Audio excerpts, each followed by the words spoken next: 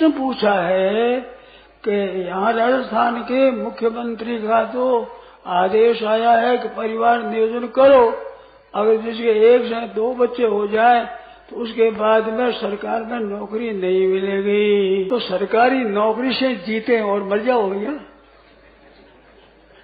सब नौकरी करते हुए जीते हैं, नौकरी नहीं करे तो मर जाएंगे क्यों? तो नौकरी के लिए जो पढ़ाई करते हैं उसकी उन्नति कभी नहीं होगी। देखो, आदमी धन कमाना चाहता है तो बताया है कि नौकरी तो नौकरी की जमीन से 1.25 हाथ ऊंची जड़ है। नौकरी कभी छूट जाए और परिमित जीवन आएगा, उतनी चीज मिलेगी।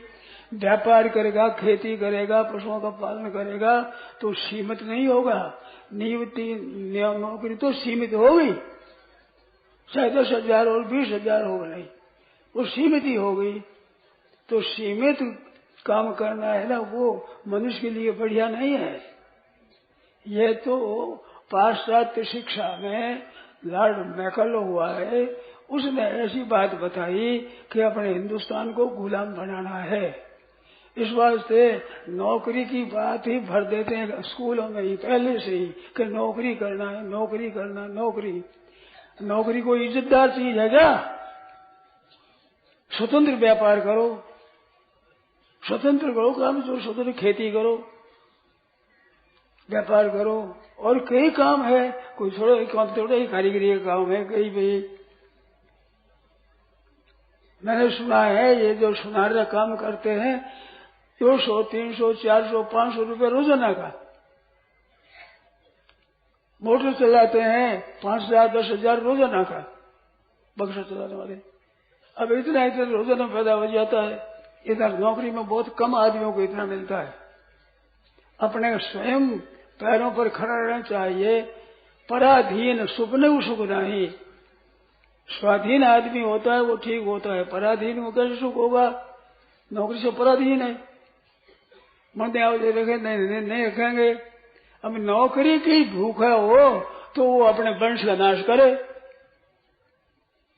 जिसके नौकरी की भूख हो। इन्हें विचार नहीं करते हैं।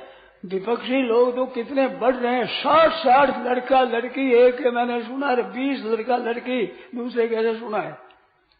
जब यहाँ पर हमारे हम दो और हमारे एक है तो हम दो और हमारे दो। अब 2 से अधिक होगा नौकरी नहीं मिलेगी। नौकरी तो नहीं मिलेगी, फिर छोरा मर जाएगा तो दशा क्या होगी वृद्धावस्था में? आप बताओ, कोई जवाब दो। मेरे पास कई बात ऐसी आई है कि छोरा तो मर गए, बूढ़ा बूढ़ी को पानी पाने वाला नहीं है। मृत्यु तो वो रोकी नहीं है, जन्म रोक दिया जाए, ये न्याय की बात है क्या?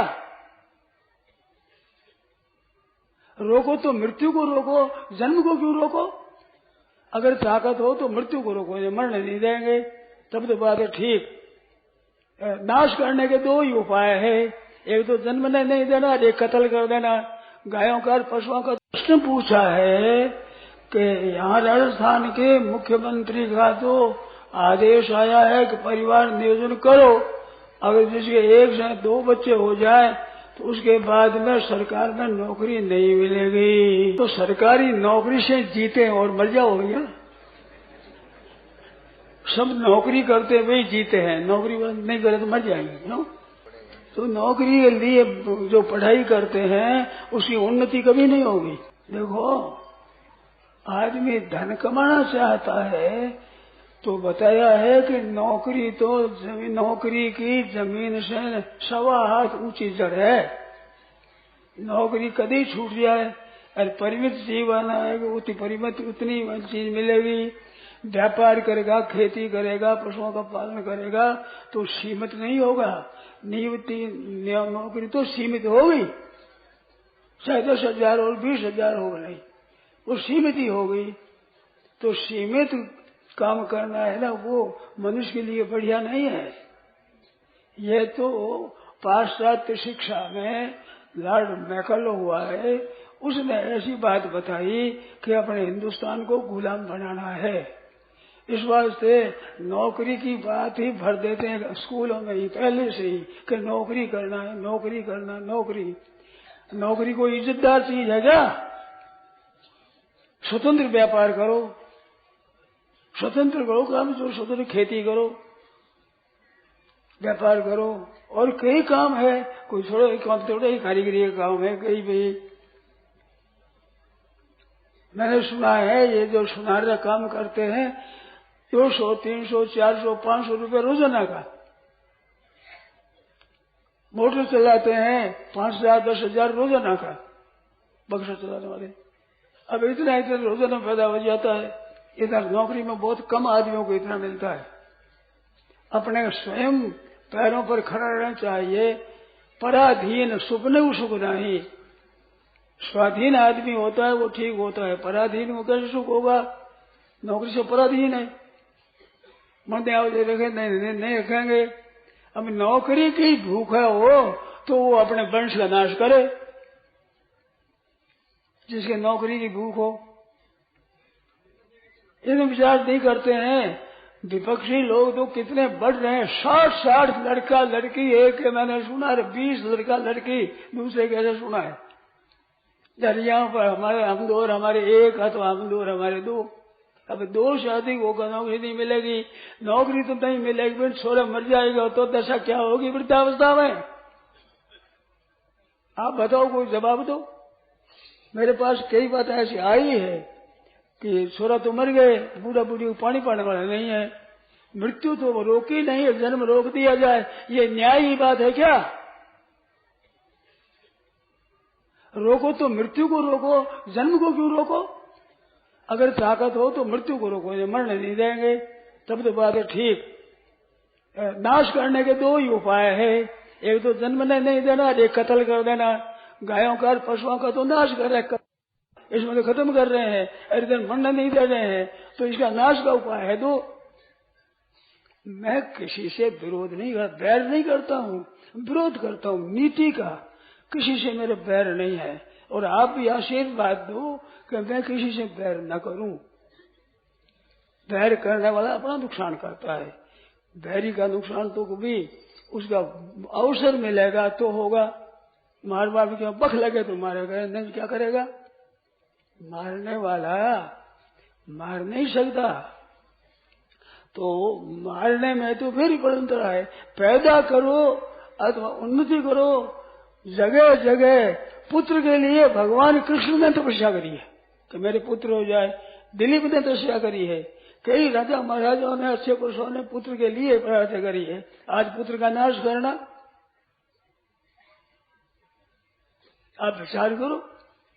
परिवार नियोजन में सारा आपका कहते हैं कि ज्यादा संख्या होगी तो खाएंगे क्या? रसोई बनी है थोड़ी है साहब, तो आने वाले उनको मार दो, क्योंकि रसोई थोड़ी बनी हुई है। अरे थोड़ी बनी तो और बना हुआ आदमी को मार दो। खेती ज्यादा करो, बहुत जमीन बिना खेती के पड़ी है, उस जगह खेती करो। अगर ये उपाय करना है तो जिस समय में जनता कम थी उस समय में बाहर से गेहूं आए गए, मैंने देखे हैं, मेरे सामने आए हैं। आज यहाँ से बढ़िया बढ़िया गेहूं, बढ़िया बढ़िया चावल विदेशों में भेजा जाता है, तो संख्या बढ़ने से खेती बढ़ी, अनाज बढ़ा है कि घटा है? जहाँ काम करने वाले होंगे वहाँ कार्य होगा तो देश की उन्नति होगी, और काम करने वाले घटेंगे तो अवनति होगी।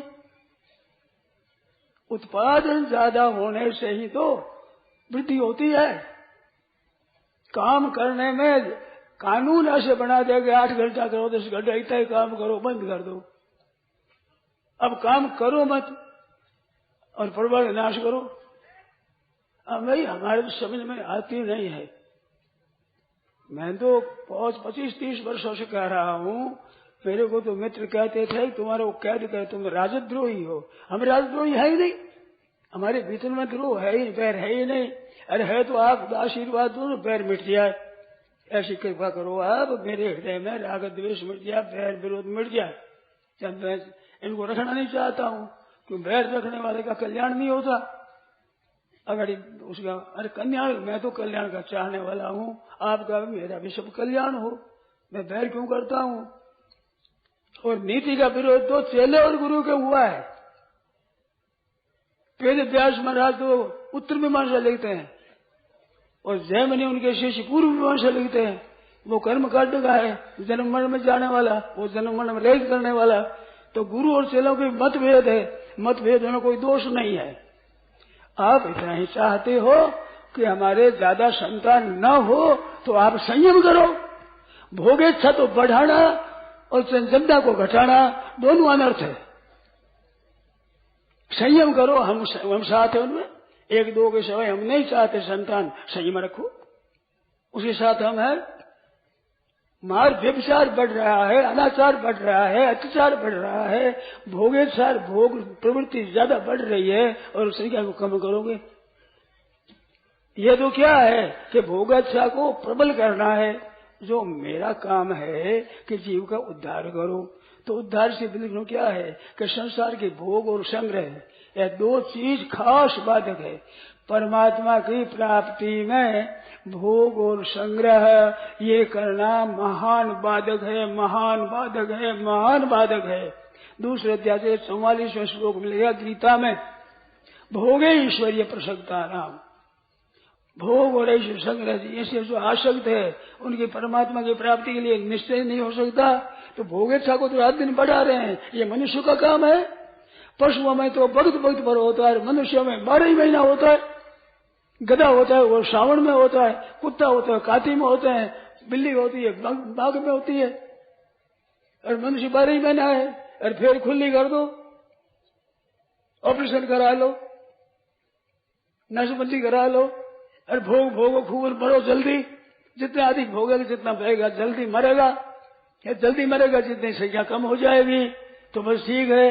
अरे सूर्यों को गर्भपात कर दो, सूर्यों को गर्भपात क्या कर दो, गुलशासन में क्या कि 50 तो है छोरी, 100 है छोरा। महेश का वहां पर हुआ सम्मेलन, उसमें कहा कि 35 छोरी और 65 छोरा। क्या दशा हो गई आप विचार करो। और दूसरे बढ़ रहे हैं, वही क्या दशा करेंगे आपकी। पहले उनका राज्य में क्या दशा हुई थी, अब क्या दशा हो गई, आप जरा सोचो। इसका उत्तर दो, कोई दो भाई, बोलो। अरे भाई संख्या बढ़ती है तो उत्पादन बढ़ाओ, ये तो बात ठीक है। और संख्या नहीं चाहते आप तो संयम रखो। संयम तो रखना नहीं, भोग बढ़ाना, अरे संख्या नहीं बढ़ाना, ये भी हमारे तो समझ में आती नहीं। और समझ में आता आप बताओ, इतने बैठे हो बताओ। भोगेच्छा भोग कामना भोगों में बढ़ने से रोग होता है कि नहीं, शरीर कमजोर होता है कि नहीं, जल्दी मरता है कि नहीं, बताओ। आप कोई वैद्य डॉक्टर दूसरे बताओ कि ज्यादा भोग भोगने से जल्दी मरेगा, देरी लगेगी। मनुष्य में इतना कीमती तो जीते हैं वो जल्दी मर जाए और मनुष्य जन्म आवे नहीं।